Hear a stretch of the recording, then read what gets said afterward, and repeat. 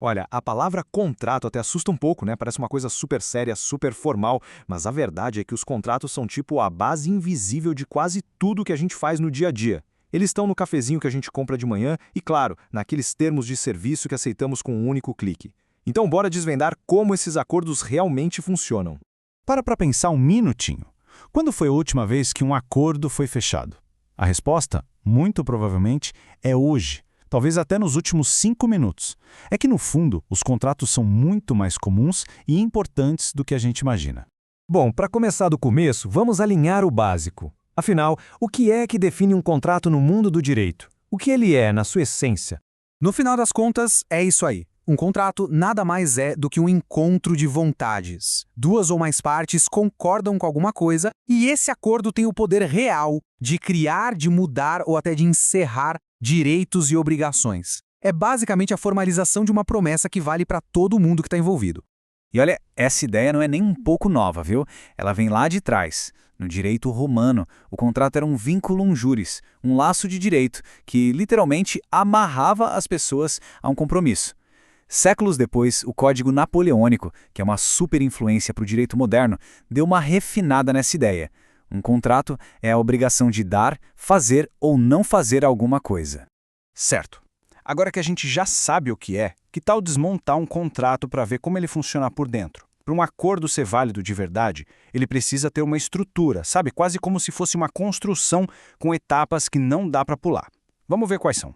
Essa imagem da escada é uma ferramenta clássica do direito aqui no Brasil, chamada de escada ponteana. E ela é genial porque mostra de um jeito super visual que todo acordo precisa subir 3 degraus para ser reconhecido de verdade e ter efeito no mundo real. E funciona assim, ó. Primeiro, o degrau da existência.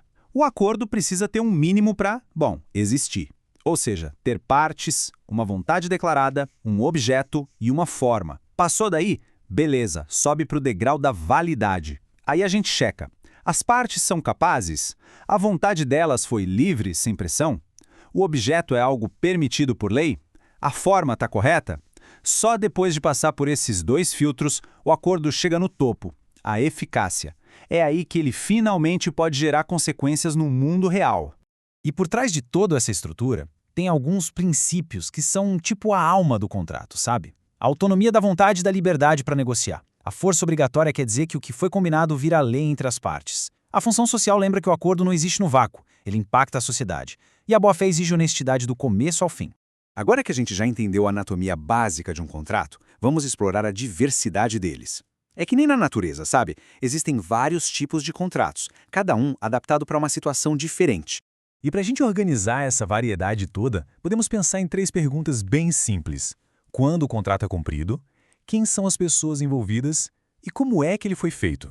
Primeiro, o quando. Tem o contrato de execução instantânea, que acontece e acaba ali, na hora, tipo pagar por um café. E tem o contrato de trato sucessivo, que se estende no tempo. Pensa numa assinatura de streaming. A obrigação se renova todo mês, de novo e de novo. Depois o quem. Um contrato personalíssimo é aquele que só pode ser cumprido por uma pessoa específica, por causa das qualidades dela. Não dá para trocar.